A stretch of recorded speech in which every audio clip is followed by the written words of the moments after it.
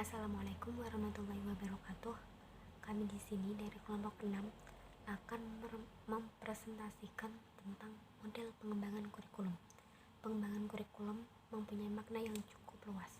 Pengembangan kurikulum bisa berarti pengembangan kurikulum yang baru atau kurikulum construction, bisa juga menyempurnakan kurikulum yang telah ada atau kurikulum improvement. Sedangkan model adalah abstrak dunia nyata atau representatif sistem yang kompleks dalam bentuk naratif, matematis, grafis, serta lambang lainnya. Banyak model yang digunakan dalam pengembangan kurikulum. Pemilihan suatu model pengembangan kurikulum bukan saja didasarkan atas kelebihan atau kemungkinan pencapaian hasil yang optimal, tetapi juga perlu disesuaikan dengan sistem pendidikan mana yang digunakan. Model pengembangan kurikulum dalam sistem pendidikan pengelolaan yang sifatnya sentralisasi berbeda dengan yang desentralisasi. Model pengembangan kurikulum yang subjek akademis berbeda dengan kurikulum humanistik, teknologis, dan rekonstruksi sosial. Model yang dipergunakan dalam proses pengembangan kurikulum dapat dikemukakan oleh para ahli pendidikan mulai dari suatu model yang sederhana sampai dengan model yang paling sempurna. Di antaranya adalah yang pertama, the administrative model. Model pengembangan kurikulum ini adalah model pengembangan kurikulum yang paling lama dan paling banyak dikenal. Diberi nama model administratif atau Landscape karena inisiatif dan gagasan pengembangan kurikulum datang dari para administrator pendidikan menggunakan prosedur administrasi. Model administratif sering pula disebut dengan model garis atau step, atau dikatakan pula sebagai model pengembangan kurikulum dari atas ke bawah. Kegiatan pengembangan kurikulum dimulai dari pejabat pendidikan yang berwenang membentuk panitia pengarahan yang biasanya terdiri dari pengawas pendidik seperti kepala sekolah dan staf pengajar. Panitia pengarah tersebut diberi wewenang atau tugas untuk merencanakan serta memberikan pengarahan tentang garis besar kebijaksanaan, menyiapkan rumusan falsafah dan tujuan umum pendidikan. Yang kedua adalah the grassroots model. Model pengembangan kurikulum ini merupakan lawan dari model pengembangan kurikulum yang pertama. Inisiatif dan upaya pengembangan kurikulum bukan berasal dari atas, melainkan dari bawah, yaitu guru-guru dan komponen sekolah. Jika pada model pengembangan kurikulum administratif kurikulum berasal dari atas, maka model yang kedua ini inisiatifnya berasal dari bawah, yaitu dari para pengajar yang merupakan pelaksana kurikulum di sekolah-sekolah. Model ini berdasarkan pada anggapan bahwa penerapan suatu kurikulum akan lebih efektif jika para pelakunya di sekolah sudah diikutsertakan dalam pengembangan kurikulum sejak awal. Pengembangan kurikulum dari bawah ini menuntut adanya kerja antara sekolah secara baik. Di samping harus juga ada kerjasama dari pihak sekolah lain atau dari luar sekolah seperti orang tua, masyarakat, serta lingkungan sekitar. Yang ketiga adalah model pengembangan kurikulum PICOM system. Model yang dikembangkan oleh PICOM, seorang ahli kurikulum, mengemukakan 5 hal dalam proses pengembangan kurikulum, yaitu yang pertama, menetapkan wilayah atau arena yang akan melakukan perubahan penetapan kurikulum. Yang kedua, menetapkan personalia, yaitu pihak-pihak yang diajak ikut serta pengembangan kurikulum. Yang ketiga, menetapkan organisasi dan prosedur yang akan ditempuh, yaitu dalam hal merumuskan tujuan umum dan tujuan khusus. SK atau KD memilih isi dari pengalaman belajar serta menentukan evaluasi. Yang keempat, implementasi kurikulum. Dipersiapkan secara matang berbagai hal yang dapat berpengaruh baik secara langsung maupun tidak langsung terhadap efektivitas penggunaan kurikulum seperti pemahaman guru, sarana, dan manajemen sekolah. Yang kelima, melakukan evaluasi kurikulum secara menyeluruh kepada guru, desain kurikulum, keberhasilan belajar siswa, dan keseluruhan sistem kurikulum tersebut. Pengembangan kurikulum yang keempat adalah the demonstration model. Model ini pada dasarnya bersifat grassroots yang datang dari bawah. Bedanya pada model grassroots, pengembangan kurikulum adalah murni dari orang-orang yang berada dalam suatu kelompok sekolah tanpa campur tangan pemerintah atau para ahli. Model ini diperakasai oleh guru atau sekelompok guru yang bekerja sama dengan para ahli yang bermaksud mengadakan perbaikan kurikulum. Menurut Smith, Stanley, dan Soares, ada dua variasi dalam model ini.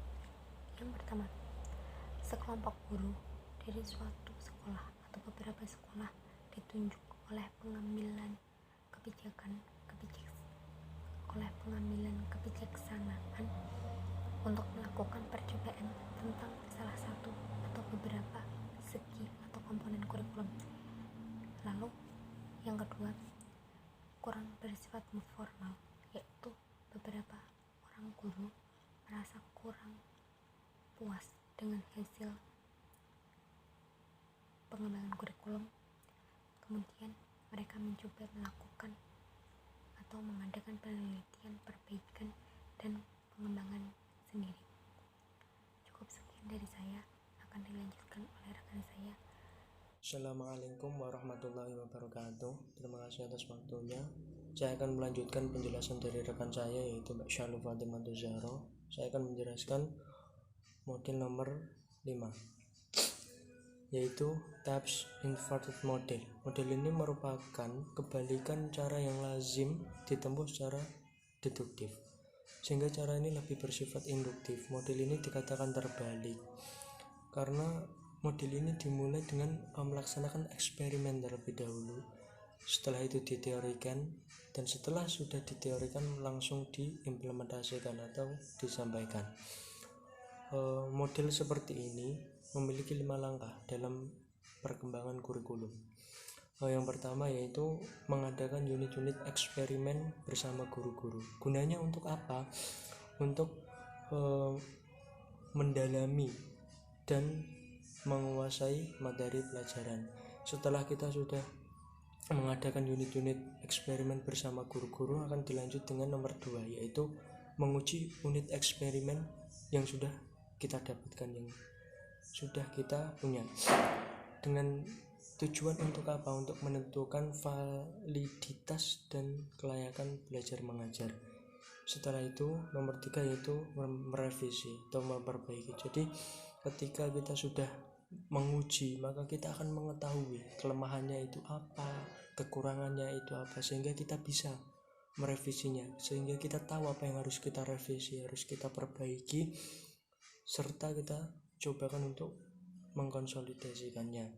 Setelah itu semua sudah, maka dilanjut nomor 4 yaitu pengembangan keseluruhan kerangka kurikulum. Apabila kegiatan penyempurnaan dan konsolidasi telah diperoleh sifatnya yang lebih menyeluruh, hal ini masih harus dikaji oleh para ahli kurikulum dan juga profesional kurikulum lainnya.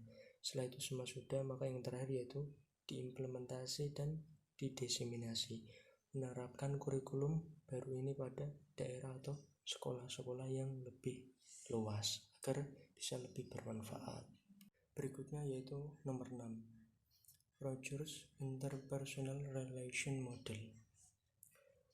Seperti dalam nama modelnya, yaitu pencetus dari model ini adalah Carl Rogers. Beliau bukan seorang ahli dalam pendidikan, tapi dia adalah ahli psikologis. Tetapi konsep-konsep tentang psikoterapi, khususnya bagaimana membimbing individu, juga dapat diterapkan dalam bidang pendidikan dan pengembangan kurikulum. dan pengembangan kurikulum. Menurut Roger sendiri, manusia berada dalam proses perubahan. Ia mendasarkan pandangannya pada kurikulum. Ada 4 langkah dalam perkembangan kurikulum dalam model ini. Yang pertama itu memilih sasaran administrator atau penjabat pendidikan. Yang kedua yaitu mengikutsertakan staf pengajar atau guru dalam pengalaman intensif kelompok. Yang ketiga yaitu mengikutsertakan satu kelas atau unit kelas dalam pertemuan 5 hari. Nomor 4 atau yang terakhir yaitu menyelenggarakan pertemuan secara interpersonal antara administrator, pengajar, dan orang tua siswa. Sehingga bisa disimpulkan bahwa metode atau model dari Carl Rogers ini yaitu interpersonal relation model ini artinya melibatkan dari beberapa aspek, yang antara lain ada administrator, ada pengajar, dan juga ada orang tua siswa. Selanjutnya yaitu nomor 7 yaitu the systematic action research model. Model pengembangan kurikulum ini berdasarkan pada asumsi bahwa perubahan kurikulum merupakan perubahan sosial, siklus sosial. Sesuai dengan asumsi tersebut, model ini menekankan pada tiga hal yaitu hubungan insani, sekolah dan organisasi masyarakat, serta wibawa dari pengetahuan profesional. Model ini terdiri dari 2 langkah. Yang pertama itu mengadakan kajian secara seksama tentang masalah-masalah kurikulum berupa pengumpulan data yang bersifat menyeluruh, mengidentifikasi faktor-faktor, kekuatan dan kondisi yang mempengaruhi masalah tersebut. Terus yang kedua yaitu implementasi atau penerapan dari keputusan yang diambil dalam tindakan pertama atau keputusan yang diambil dari kajian kita terhadap masalah-masalah kurikulum yang pertama tadi, yaitu implementasi dari keputusan yang diambil dalam tindakan pertama. Kegiatan ini segera diikuti oleh kegiatan pengumpulan data dan fakta-fakta. Kemudian selanjutnya yaitu nomor 8 yaitu emerging technical models. Perkembangan bidang teknologi dan ilmu pengetahuan serta nilai-nilai efisiensi efektivitas dalam bisnis juga mempengaruhi perkembangan model-model kurikulum. Kenapa seperti itu? Karena kita hidup di zaman yang teknologi ini semakin berkembang, semakin maju. Kemudian selanjutnya yaitu nomor 8 yaitu emerging technical models. Perkembangan bidang teknologi dan ilmu pengetahuan serta nilai-nilai efisiensi efektivitas dalam bisnis juga mempengaruhi perkembangan model-model kurikulum. Kenapa seperti itu? Karena kita hidup di zaman yang teknologi ini semakin berkembang, semakin maju. Semua bisa dicari, semua bisa dicari, searching, semua bisa didapat dari teknologi. Kita mau apa bisa kita cari di teknologi. Bisa kita cari dari genggaman tangan kita, misal dari gadget, dari laptop dan sebagainya. Ada kecenderungan baru yang tumbuh didasarkan atas hal itu. Di antaranya yang pertama itu the behavioral analysis model atau model analisis perilaku.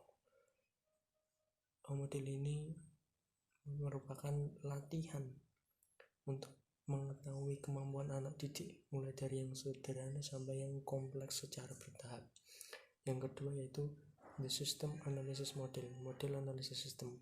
Model ini melakukan kegiatan dengan jalan menjabarkan tujuan-tujuan secara khusus atau output, kemudian menyusun alat-alat pengukur untuk menilai keberhasilannya dan mengidentifikasikan sejumlah faktor-faktor yang berpengaruh terhadap proses penyelenggaraannya.